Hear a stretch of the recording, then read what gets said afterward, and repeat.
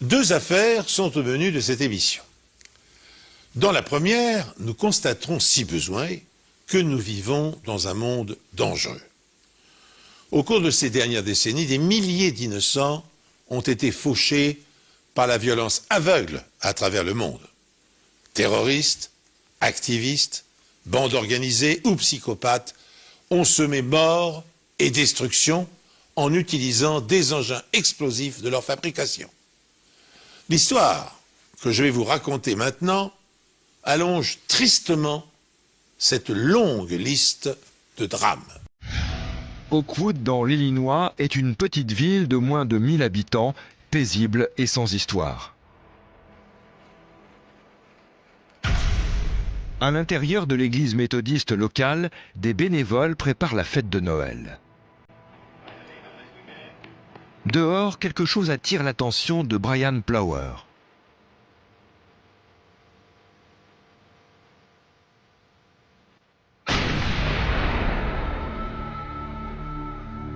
Certains ont pensé qu'une voiture était rentrée dans l'église. On est arrivé après les autres. Tout le monde pensait que c'était une explosion de gaz.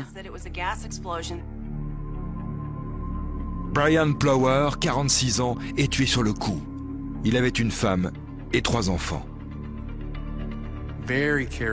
C'était quelqu'un de très charismatique, de très sociable. Brian aimait tout le monde. La fille de Bill Adam est sortie de l'église quelques secondes avant l'explosion. Ma fille a frôlé la mort. Elle a vraiment eu de la chance. Je me dis souvent que Brian a donné sa vie pour qu'elle survive. Les agents de l'ATF, l'agence américaine de contrôle des armes, des explosifs et de l'alcool, sont appelés pour enquêter. On a trouvé des bouts de métal, des morceaux de tuyaux. On a ramassé tous les morceaux de fil électrique qu'on a trouvés. On a ramassé des piles de 9 volts. On a tout emporté. Il ne s'agit donc pas d'une explosion de gaz. D'après les éléments retrouvés sur place par l'ATF, il s'agit d'une bombe artisanale. Un engin dans lequel la poudre explosive est placée dans un tuyau en acier, scellé par un bouchon métallique. Des fragments de bouchons rouges sont découverts dans les décombres, ainsi que du fil de cuivre argenté de 0,25 mm de diamètre, protégé par une gaine isolante bleue. Ce n'était pas un fil très commun. Ça pouvait être la signature du tueur. Une signature est un élément inhabituel laissé par le criminel, souvent sans qu'il le sache. On a trouvé un morceau de plastique vert avec une marque dessus. Igloo Legend 12. En fait, c'est une glacière. Ce qui signifie que la bombe devait se trouver dans une glacière reliée à un fil de détente. Les enquêteurs pensent que la victime n'était pas la cible du tueur. C'était évident pour nous que c'était tombé sur lui par hasard. Il n'y avait rien dans le passé de M. Plower qui pouvait en faire une cible potentielle. Les enquêteurs apprennent 2 informations importantes. Le seul magasin qui vend le fil bleu dans un rayon de 40 km est le magasin local d'électronique.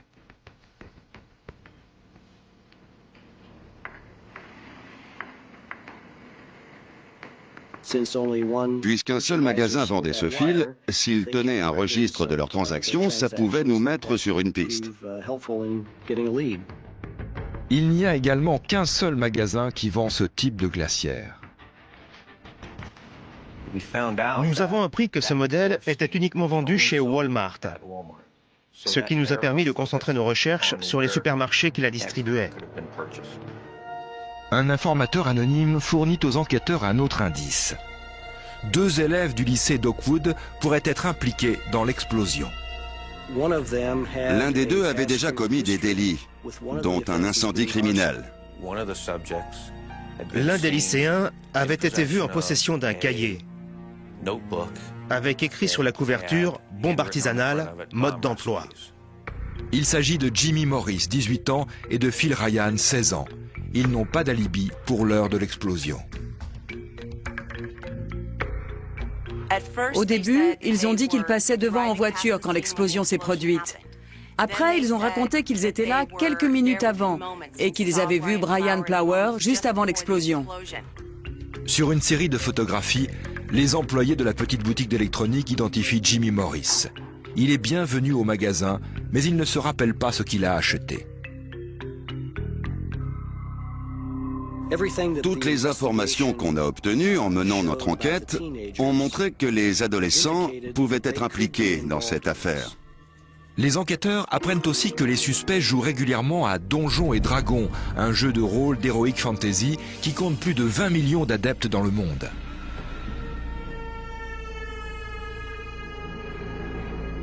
Les joueurs doivent prendre l'identité de personnages imaginaires, souvent violents. Les jeux de rôle, et notamment Donjons et Dragons, le plus célèbre d'entre eux, ont suscité des polémiques aux États-Unis. L'Église les a condamnés au prétexte qu'ils s'apparentaient à des rituels sataniques. Et en 1982, après le suicide de son fils, qu'elle avait attribué à sa pratique compulsive de ce genre de jeu, Patricia Pauling créa une association afin qu'il soit retiré du marché. Il semble en effet que leur usage puisse entraîner des troubles psychologiques chez certains jeunes joueurs. Ainsi, en 1988, Chris Pritchard, un étudiant adepte de jeux de rôle, assassina son tuteur, confondant apparemment réalité et situation imaginaire. Et l'affaire fut prise suffisamment au sérieux pour que l'armée israélienne proscrive Donjons et Dragons dans ses casernes. Alors, dans l'histoire qui nous concerne, peut-on imaginer que Jimmy Morris et Phil Ryan, les adolescents suspectés d'avoir commis l'attentat à la bombe, aient été eux aussi sous l'influence des jeux de rôle? On a eu plusieurs cas dans le pays d'actes de violence commis par des joueurs de Donjons et Dragons qui sont passés de la fiction à la réalité. Les deux adolescents nient toute implication dans l'explosion et sont soumis au détecteur de mensonges. Le test a indiqué qu'ils avaient donné des réponses fausses quand ils ont répondu aux questions concernant les bombes et leur fabrication. Les adolescents finissent par s'accuser mutuellement. Chaque suspect a déclaré qu'il avait vu l'autre en possession d'une glacière verte. Les enquêteurs pensent avoir résolu l'affaire, jusqu'à ce qu'une autre explosion ait lieu à 8 km de là.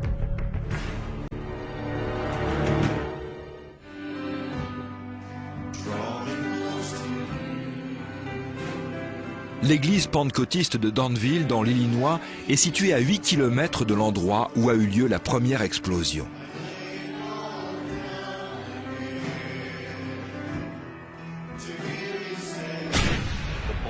« 33 blessés. » Dont de nombreux adolescents. Un traumatisme qu'ils auront du mal à oublier. Cette deuxième explosion est beaucoup plus puissante que la première. Quand on est arrivé sur les lieux, on a été choqués. Il y avait un trou béant dans le mur ouest, assez gros pour faire passer un camion. C'était inimaginable. L'explosion s'est produite près du banc de l'église où un groupe de jeunes était assis. 33 personnes ont été blessées. Ils avaient reçu des éclats au visage, certains dans les oreilles. L'explosion avait été d'une telle puissance qu'ils avaient littéralement été soufflés par les débris. C'est une affaire très inhabituelle. 2 églises attaquées. Les gens ne s'en prennent pas souvent aux églises. Les enquêteurs de l'ATF recherchent les débris d'un engin explosif. On a trouvé des morceaux sur les toits des immeubles, partout. Il y avait plein de débris partout. Finalement, ils retrouvent plus de 20 composants différents de la bombe, ce qui leur permet de recréer une copie de l'engin explosif. Celui-ci était relié à une minuterie. La minuterie utilisée dans l'explosion de Danville ne pouvait se régler qu'en minutes. Le compte à rebours ne pouvait pas se faire en heures. Donc en fait, la minuterie a été remontée jusqu'à un certain nombre de minutes. Et quand ce laps de temps a été écoulé, les embouts des fils se sont connectés. Et c'est ce qui a déclenché l'explosion. Cette bombe était beaucoup plus puissante que la première.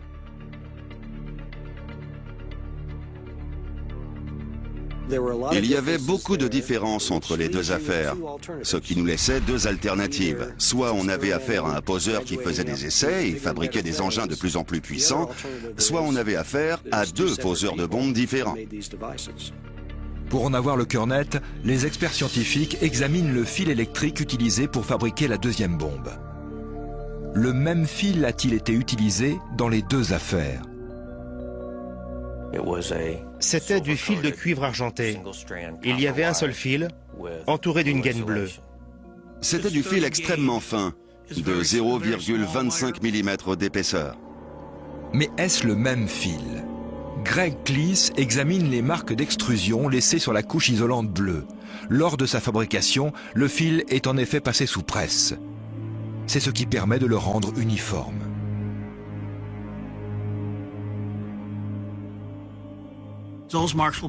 Les presses incrustent des marques identiques sur plusieurs mètres de fil à la suite. La comparaison au microscope ne laisse aucun doute. Les fils électriques des deux bombes ont la même origine. En fait, ils ont été produits dans la même usine, avec la même presse. Les experts découvrent également que les deux bombes ont été montées avec la même colle et la même ficelle en coton. Bombes artisanales, colis piégés, munitions détournées de leur usage initial. Les engins explosifs improvisés sont la plupart du temps de conception rudimentaire et ne sont pas toujours contrôlables par ceux qui les fabriquent. Toutefois, certains activistes parviennent à mettre au point des engins sophistiqués à partir de munitions militaires ou d'explosifs industriels utilisés dans les mines et les carrières. Toutes sortes d'appareils, comme les téléphones portables, peuvent servir de détonateurs ou de systèmes de mise à feu à distance. Mouvements extrémistes ou groupuscules terroristes font usage de ce type de bombes contre les populations civiles. Au cours de ces 25 dernières années, des milliers d'innocents en ont été victimes. Aux États-Unis, l'ATF, le Bureau des alcools, du tabac, des armes et des explosifs, une agence fédérale spécialisée, est en charge d'analyser les dégâts causés par ces engins. Dans notre affaire, les agents de l'ATF s'interrogent sur l'identité du poseur de bombes et sur ses mobiles. Alors voyons, s'agit-il d'un terroriste confessionnel, puisque 2 églises chrétiennes ont été visées? Ou bien est-ce l'œuvre d'un déséquilibré cherchant à assouvir une vengeance personnelle? Quoi qu'il en soit, les indices recueillis sur les lieux des explosions permettent d'échafauder une toute première hypothèse.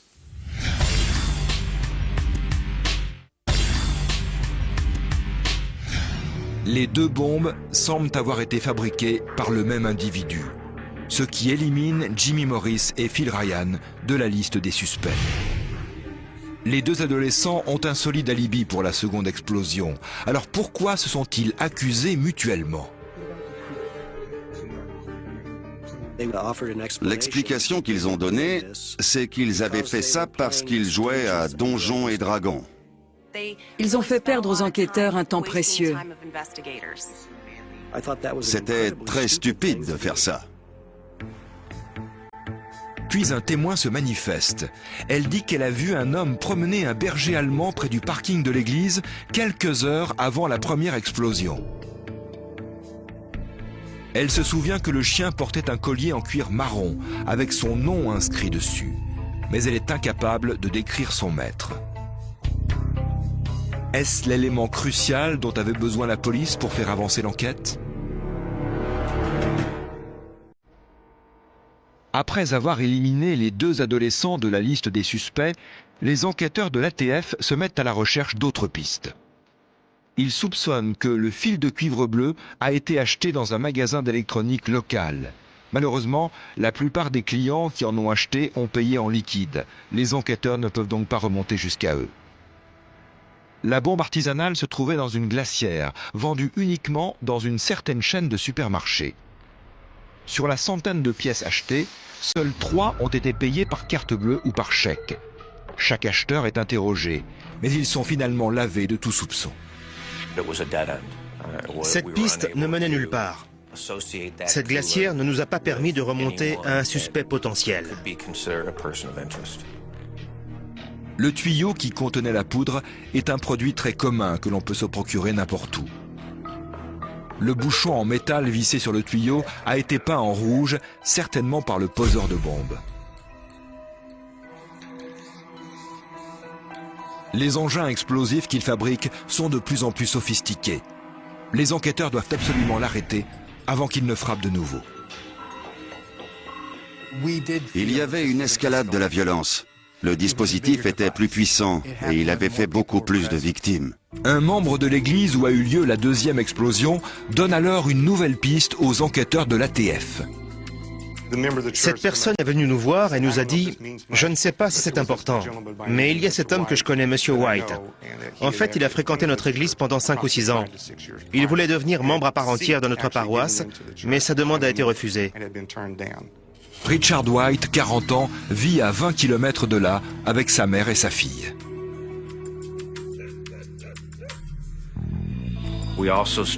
On a interrogé toutes les personnes qui le connaissaient de près ou de loin.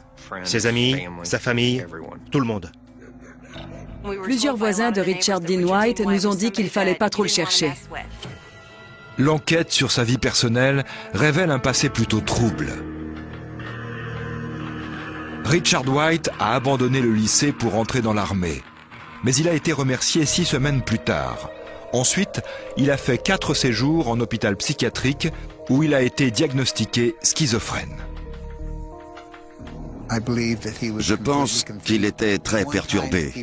Une fois, il a découpé le plancher de sa salle de bain parce qu'il pensait qu'il y avait des démons en dessous. Finalement, Richard White se marie et décroche un travail chez un constructeur automobile. Mais son mariage prend fin au bout de 6 mois et il se fait licencier en 1987. Il a eu beaucoup de mal à se réintégrer dans la communauté. Il avait perdu son travail. Il n'arrivait pas à garder une relation stable avec ses amis. Et il a été obligé de retourner vivre chez sa mère.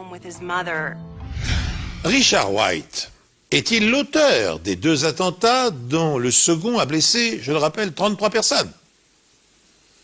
Il a été diagnostiqué schizophrène et a effectué à ce titre plusieurs séjours dans des établissements spécialisés. Rappelons que cette terrible maladie se manifeste par différents symptômes.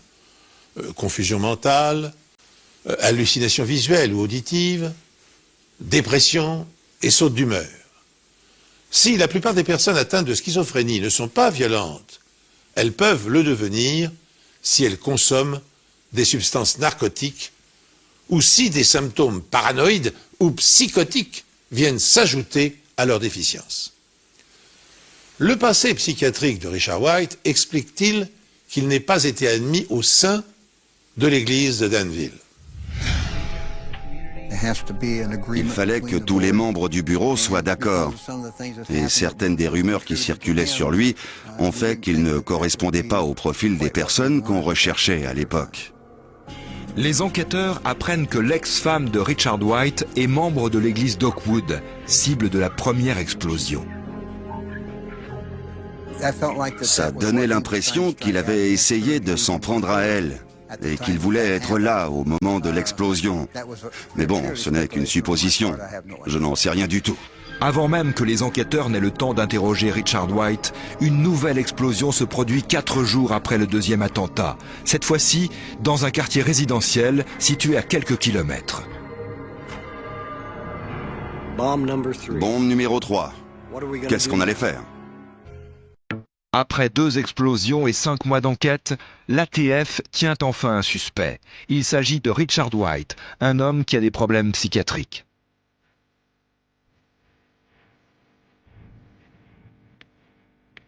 Je ne pense pas qu'il avait du mal à se faire des amis. Je crois surtout qu'il ne voulait nouer aucune relation. Son seul ami, c'était son chien, et ça lui convenait parfaitement. Les enquêteurs décident de rendre une petite visite au suspect.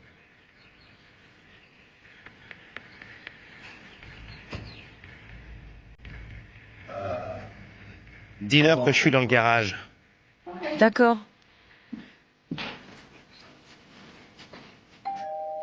Ils demandent à la mère de Richard White s'ils peuvent lui parler. Richard est là? On doit lui parler. C'est à quel sujet? Nous menons une enquête. Les enquêteurs découvrent les restes du garage derrière la maison. Je voyais de la vapeur, de la fumée. En fait, l'explosion a soufflé les murs du garage, ce qui fait qu'on voyait tout à l'intérieur. Et il y avait un corps allongé à côté du cadavre d'un chien, un gros chien. La victime a été décapitée. Son permis de conduire se trouve sur l'établi du garage. Il s'agit de Richard White. On ne savait pas si c'était une victime ou un suspect. Les enquêteurs de l'ATF obtiennent une réponse en explorant les décombres. On a retrouvé les pièces d'une bombe qui était en train d'être assemblée. Des outils, des fils électriques, bref, tout ce qu'il fallait pour fabriquer une bombe artisanale. Mais tout laissait à penser qu'il avait préféré se suicider pour éviter de répondre aux questions de la police. Un berger allemand gît près du corps de Richard White, ce qui correspond à la description qu'avait faite un témoin au début de l'enquête.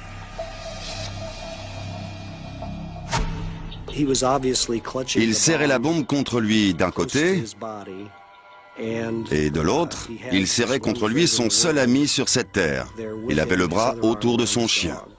Dans le garage, les enquêteurs retrouvent aussi du fil bleu électrique, le même que celui qui a été utilisé pour les 2 premières bombes.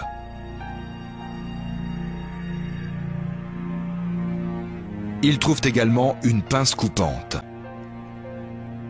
Les experts scientifiques comparent les marques sur la pince coupante de White avec celles du fil de cuivre retrouvé à Danville.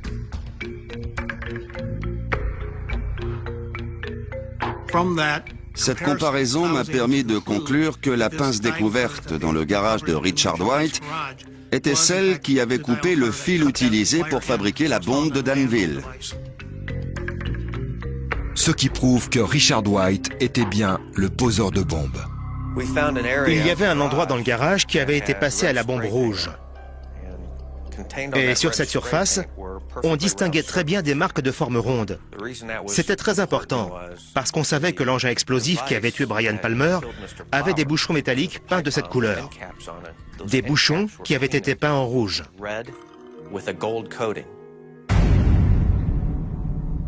Mais des questions restent sans réponse. Pourquoi Richard White a-t-il visé des églises? Les enquêteurs pensent que le poseur de bombes en voulait à l'église pentecôtiste de ne pas avoir voulu de lui. Mais il ne pouvait pas s'en prendre à cette église en premier. Le mobile aurait été trop évident.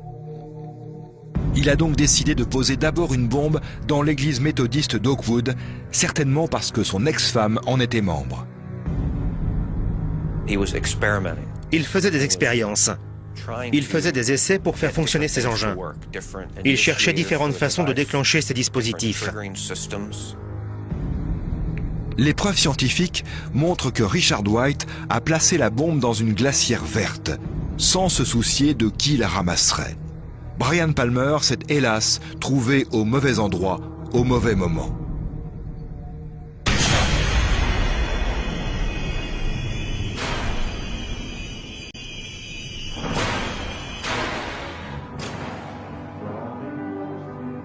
À l'église de Danville, Richard White a utilisé une bombe plus puissante, puisqu'il s'agissait de sa véritable cible. Il a placé la bombe au-dessus d'un climatiseur extérieur. Elle était dotée d'une minuterie réglée pour la faire exploser durant l'office du dimanche. « 33 personnes ont été blessées dans l'explosion. Tout le monde était sous le choc. On n'arrivait pas à croire que personne n'ait été tué. En octobre 1998, un grand jury conclut que Richard White a fabriqué les 2 bombes et assassiné Brian Palmer. Les preuves scientifiques ne laissent aucun doute sur sa culpabilité. L'enquête n'a pas débouché sur des poursuites judiciaires, mais elle a permis de refermer le dossier pour les familles des victimes. C'est Richard White le coupable, on le sait. Mais ça ne nous explique pas vraiment pourquoi il a fait ça. Sincèrement, ça n'apaise pas vraiment notre douleur. La douleur est toujours présente, la colère aussi. On a encore beaucoup de peine et beaucoup de chagrin. Et ça ne s'arrêtera jamais. Quand il y a une explosion, les gens pensent que les preuves disparaissent. En fait, le souffle de l'explosion éparpille les preuves. Elles sont plus difficiles pour nous à trouver. Mais au final, on y arrive quand même. Richard White a-t-il choisi de mettre volontairement fin à ses jours ou a-t-il été victime de son engin explosif? Il a emporté son secret dans la tombe. Les enquêteurs supputent qu'il a posé la première bombe pour se venger de son ex-épouse paroissienne de l'église méthodiste. Et la seconde en réaction au refus de la congrégation pentecôtiste de l'admettre au sein de sa communauté. Comme nous l'avons vu au cours de cette enquête, après un attentat à l'explosif, les experts trient méticuleusement les débris afin de recueillir le moindre indice. Mécanisme d'amorçage, circuit électronique, bout de fil, pièces d'horlogerie ou de détonateur. L'origine et la traçabilité de ces fragments permettent parfois de remonter la piste de l'approvisionnement des explosifs pouvant être militaires, industriels ou artisanaux. Je me souviens que dans le cadre du sabotage du jumbo jet de la compagnie Pan Am, qui en sautant puis en s'écrasant sur le village de Lockerbie en 1988 avait causé la mort de 270 personnes, un agent spécial du FBI était parvenu à remonter la filière libyenne. Il avait en effet trouvé sur la zone du crash un minuscule fragment qui faisait partie du circuit intégré d'un détonateur. Cet indice l'avait conduit au fabricant suisse, puis à la société Écran qui en avait fait l'acquisition, et enfin au terroriste qui l'avait placé dans la bombe. Le crime parfait est-il possible? Je suppose que les meurtriers en rêvent, et qu'avant de passer à l'acte, ils imaginent avoir pris suffisamment de précautions pour déjouer l'enquête policière et parvenir à leur fin sans avoir de compte à rendre à la justice. Dans son célèbre film L'Inconnu du Nord Express, Alfred Hitchcock a relaté le stratagème d'un double crime qui se voulait parfait. Deux inconnus, Guy Heinz et Bruno Anthony, se rencontrent par hasard dans le wagon-restaurant d'un train. Après avoir sympathisé, Anthony propose à Heinz un marché très spécial. Il assassinera sa femme qui l'empêche de divorcer. À charge de revanche, Heinz tuera son père qu'il déteste. De cette façon, l'un et l'autre parviendront à se débarrasser de leurs gêneurs respectifs sans prendre le moindre risque. En effet, comment la police pourra-t-elle établir le lien qui associe, par crime interposé, de parfaits inconnus? Ce plan machiavélique échouera de justesse, et les complices improvisés termineront leur jour derrière les barreaux.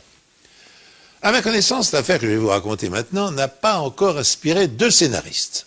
Pourtant, elle pourrait figurer dans une anthologie des crimes presque parfaits. L'automne est synonyme de football à l'université de Floride. C'est aussi la rentrée pour des milliers d'étudiants. Michelle Herndon, 24 ans, entre en dernière année. Une fois son diplôme en poche, elle espère se consacrer au bénévolat. Elle voulait rejoindre les corps de la paix. Elle avait une très longue liste de rêves et de projets à réaliser. Pour payer ses études, Michelle travaille comme coach sportif. Entre les cours et son travail, Michelle mène une vie parfaitement réglée. Mais un jour, peu avant Thanksgiving, elle ne se rend ni en cours, ni à son travail. Ça ne lui ressemblait pas de ne pas répondre au téléphone et de ne pas aller au travail. Ils ont compris tout de suite qu'il y avait un problème. Le fiancé de Michelle, Jason Doyle, qui vit à 650 km de là, à Miami, prend directement sa voiture pour se rendre chez elle. Quand il est arrivé, tout était fermé. Les portes et les fenêtres étaient fermées et les lumières de dehors étaient encore allumées, comme si on ne les avait pas éteintes depuis la veille. Son chien était à l'intérieur et la télévision était allumée. À travers une fente du store, Jason a aperçu ce qui s'avérera plus tard être le pied de Michelle. Lorsque la police arrive sur les lieux, elle découvre le corps de Michelle dans sa chambre, couché sur le ventre. Tout indique qu'elle est morte depuis plusieurs heures. Elle était dans une position plutôt inhabituelle, avec le bras gauche replié sous son corps. À première vue, le corps ne présente aucun trauma. Pas d'ecchymose, pas de plaie, ni de traces de sang. Rien ne nous permettait de déterminer la cause du décès. Pour le médecin légiste, la position de Michelle n'est pas naturelle. Lorsqu'une personne est malade et sur le point de mourir, elle a généralement tendance à se mettre sur le côté ou sur le dos. Donc, c'était plutôt étrange qu'elle soit sur le ventre, surtout avec le visage contre quelque chose. On ne retrouve aucune autre empreinte digitale dans l'appartement, ni aucune trace d'effraction. Et aucun objet de valeur n'a disparu. Sa caméra, sa télé, sa radio, ses bijoux, tout était là. Rien n'indique non plus qu'il s'agisse d'un suicide. Si on avait eu affaire à un suicide, on aurait retrouvé des tubes de comprimés quelque part et, comme c'est souvent le cas, une lettre. Là, il n'y avait rien du tout. N'importe qui aurait pensé qu'il s'agissait d'un suicide ou d'une overdose, mais pas ceux qui la connaissaient. Une bouteille de bière à demi entamée est retrouvée près du cadavre de Michelle. Mais il n'y a que ses empreintes dessus. Rien n'indiquait qu'elle était saoule après avoir bu cette bière. Il y en avait d'autres dans le réfrigérateur, donc selon toute vraisemblance, elle n'était pas ivre au moment de sa mort.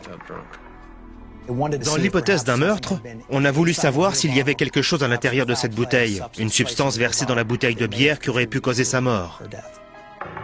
Aucune substance suspecte n'est retrouvée dans la bouteille.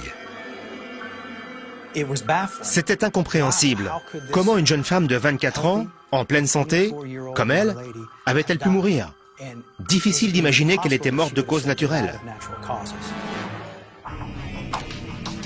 Lorsqu'ils examinent un cadavre, les médecins légistes n'ont généralement aucun mal à déterminer la cause du décès. Mais le cas de Michelle Herndon est différent. À la fin de l'autopsie, je n'avais vraiment aucune idée. Je n'avais absolument rien trouvé. Absolument rien d'anormal. Retrouver un cadavre sans avoir la moindre idée de la cause du décès, surtout quand il s'agit d'une personne aussi jeune, c'est quelque chose d'extrêmement rare. Les médecins légistes estiment qu'elle est morte environ 24 heures avant d'être découverte. Les enquêteurs interrogent donc toutes les personnes qui étaient avec Michelle durant ce laps de temps. Michelle Herndon, une étudiante de 24 ans, est retrouvée morte dans sa maison.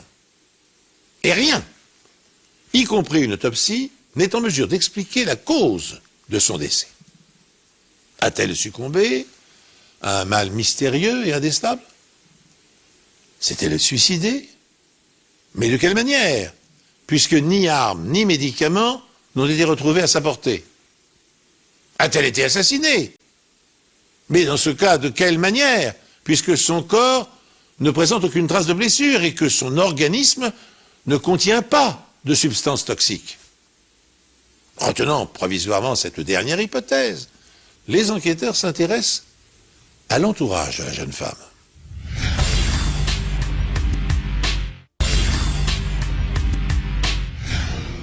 Ils vérifient également les alibis de tous ses proches, y compris celui de son fiancé.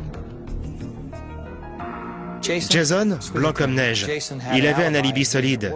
Il était au travail et il a vite été écarté de la liste des éventuels suspects.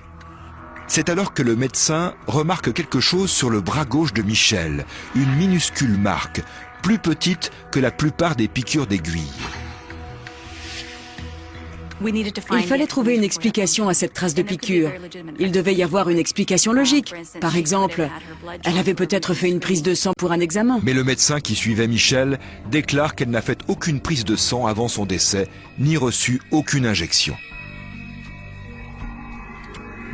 Le médecin légiste conseille alors aux enquêteurs de chercher tout ce qui pourrait indiquer que la jeune fille se droguait et aurait pu mourir d'une overdose.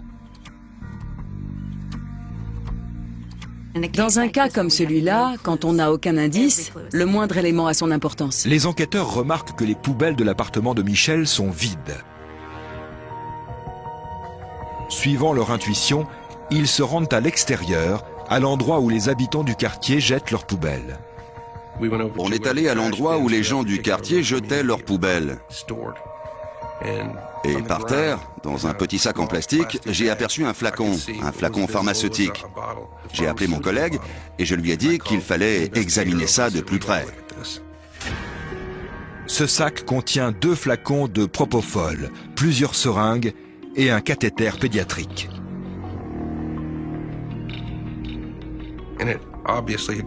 Le sac ne pouvait venir que de chez Michel, parce qu'à l'intérieur, il y avait du courrier à elle.